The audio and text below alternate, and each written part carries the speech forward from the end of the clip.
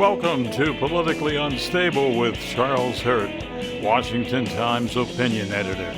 I'm your host, Andy Parks, and I'd like to remind you that you qualify for a 50% discount on an annual digital subscription to the Washington Times.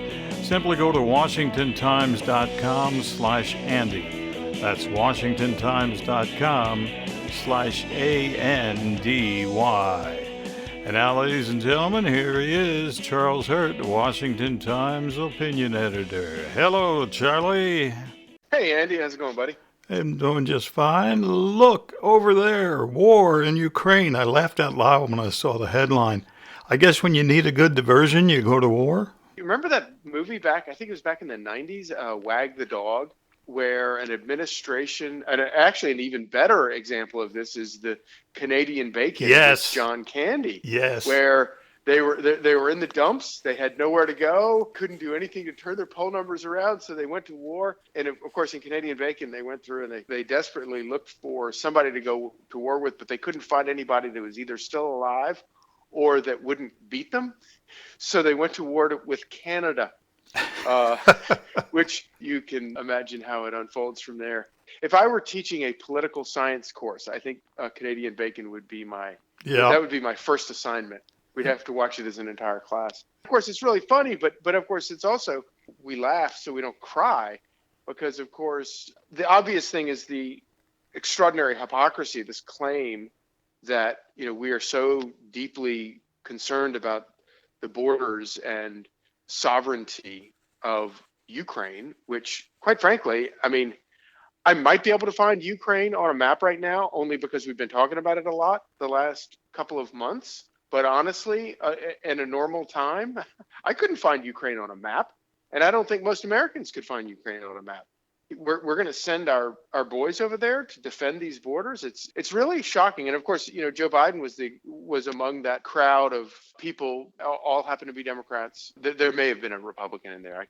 Although I don't think so, who voted for the war in Iraq in the United States Senate. And, they were the most bloodlusty for going after Saddam Hussein and called him an imminent threat. And then for the course of one election cycle, all of those people, Joe Biden among them, abandoned their decision and said, never mind. Of course, it was too late for the boys they had sent over there to die and get maimed. And then, of course, people like Hillary Clinton did not reverse herself. She eventually reversed herself and said she was just kidding when she voted for that. She held her ground for several years. This is no different. I don't know how these people are wandering into this exact same thing, except that is going to hell in a handbasket domestically can be tied directly to Joe Biden's policies, his actions, and his rhetoric, whether it's crime, inflation, open borders, broken supply chain, all of those things, high gas prices, every one of those things can be tied directly to the actions of Joe Biden, his administration's policies, and of course the rhetoric, which just makes for perfect, campaign ads where you just take their words. Here's a guy that was chair of the Senate Foreign Relations Committee for about 10 years, and quite frankly never learned a thing. In fact, he got kicked upstairs. Yeah, well, that's Washington, and God bless Joe Biden. He found the one place in the world where you can be so terrible for so long and nothing ever happens to you except you just keep getting promoted and promoted and promoted. And you and I have talked about this before. Yeah. They say that a broken clock can be right twice a day. Yep. But that can be really confusing. You don't know if it's right or wrong at any given time, because there's that 1 in 12 or 2 in 24 chances that it's going to be right at the moment you look at it. Well, the thing about Joe Biden is not like a broken clock. He is like an errant clock.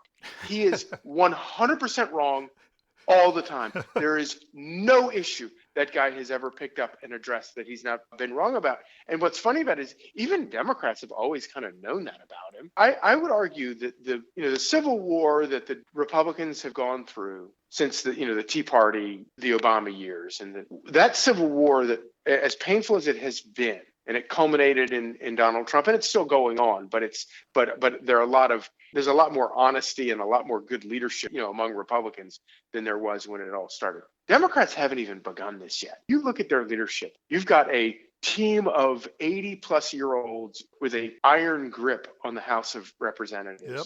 Nancy Pelosi just announced that she's going to run again. These people haven't even begun the bloodletting. What we've got, the little whispers and salvos we've had from AOC and these people in the House, that is nothing compared to what these Democrats are about to go through. The perfect example of it is the fact that, Joe Biden was kind of their last hurrah, rallied behind him because they so hated the orange monster in the White House. But they can't agree on anything. If Joe Biden had run promising all of the things the crazy stuff that he's doing, he never would have won. And, where are they going to turn to? Bernie Sanders? Bernie Sanders can't get elected, win a general election across the country, a national election. I think these are very dark days ahead for Democrats. My biggest concern is, will Kevin McCarthy and Mitch McConnell have the wisdom and the tenacity and the determination to focus on the things it's not just enough to win. They have to win, and they have to make real changes and restore our country to its constitutional principles. Biden has accomplished one thing in a year.